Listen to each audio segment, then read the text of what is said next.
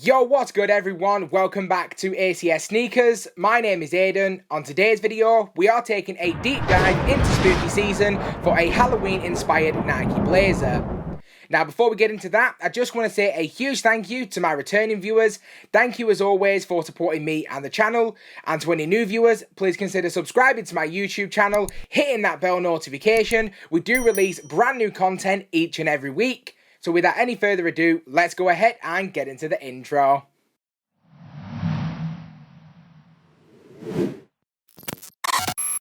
Initially releasing on October 17th for a retail price of £90, let's go ahead and take a look at the box. And here we go guys, I now have the box in hand, and as you can see, we have an almost Halloween inspired cardboard box with the orange finish throughout. On the very top, we have the retro Nike branding that can also be seen on the back portion and on the side. If we take a quick look now at the front of the box, it reads, Nike sports shoes are manufactured to the exact specification of champion athletes throughout the world. Continued research and constant development are responsible for the athletes of the 70s changing to Nike. If we take a quick look now at the label on the box, it reads Nike Blazer Mid 77 in the black, smoke grey, limelight colourway. So now let's go ahead and get into the rest of my review. And here we go guys, I now have the shoe in hand, so getting straight into the shoe, starting from the toes up. Here we have this black rubber toe cap, which sits atop a black nylon base. Now the toe cap of the shoe does actually feature some reflective materials which can also be seen on the lateral side.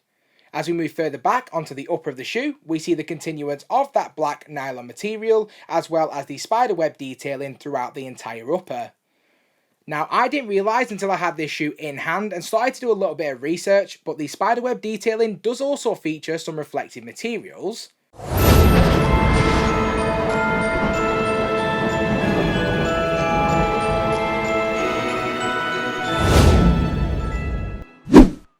For me, I think it's an incredible feature on this shoe, and it's definitely the main thing that drew me into the shoe was the spiderweb detailing. So adding in that reflective element just takes it to another level in my opinion. As far as the actual material side of it goes, what I would say, to be completely honest, is not in the same league as say Prime Knit. It doesn't have that premium soft quality, is the best way I would describe it. This is a lot more rugged and stiff, and definitely has a more vintage feeling. Now this shoe was initially released way back in the 70s, and not a lot has actually changed in regards to how the shoe is made, so I can completely get that vintage feel, but as somebody like me, it's just not something that I personally like on this shoe, or would like on any future shoe to be completely honest. Now within the upper of the shoe itself, we have this grey suede Nike swoosh, which can be seen on both the lateral and medial side of the shoe. Now, by no means is this a premium suede, as you can probably expect at the price point, but for me, it gets the job done. It does feel slightly soft, but it almost has that wet suede which has been dried kind of feeling, to be completely honest. So it's not premium, but I definitely feel that it does break up the upper of the shoe quite well. Without the Nike swoosh, the upper would look quite plain, even with that spiderweb detailing. So in that respect, as I've said, it definitely gets the job done. Moving down now to the midsole, we have this primarily black rubber midsole, and switching to the outsole, we have a primarily black rubber outsole. If you guys haven't already, please go ahead and smash that like button, subscribe to the channel, hit that bell notification so you never miss a video. Let's get back into it. And now moving back up the shoe itself, here we have a complete set of flat black laces that are fed through the leather eye stays. Now the laces do sit atop a black nylon tongue, and at the very top of the tongue itself we have the grey Nike branding on an additional patch in the centre of the tongue. And now switching over to the sock liner of the shoe itself, we have a completely black sock liner, and as far as the padding around the ankle collar goes, there's an okay amount of padding, but not as much padding as I personally like, to be completely honest.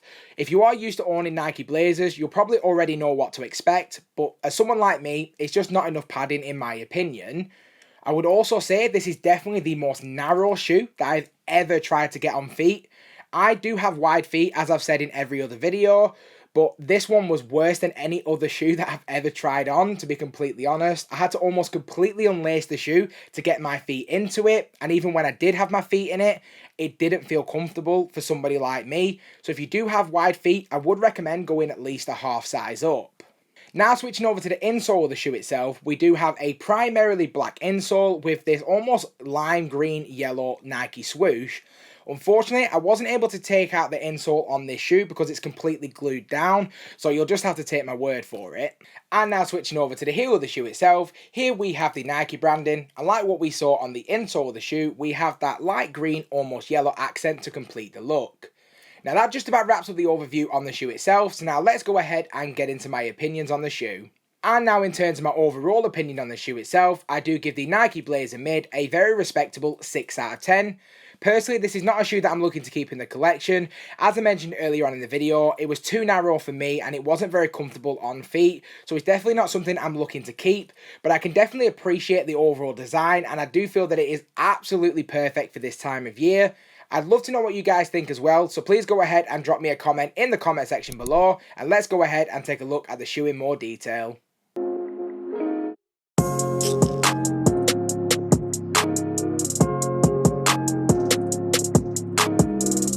Now I just want to say a huge thank you to everyone who stuck around to this point in the video. Please consider subscribing to my YouTube channel, hitting that bell notification, and I hope to see you again in the next one. If you guys enjoyed that video, please go ahead and subscribe to our YouTube channel here. Check out our latest video here. And don't forget to check out our latest playlist here. It couldn't be easier.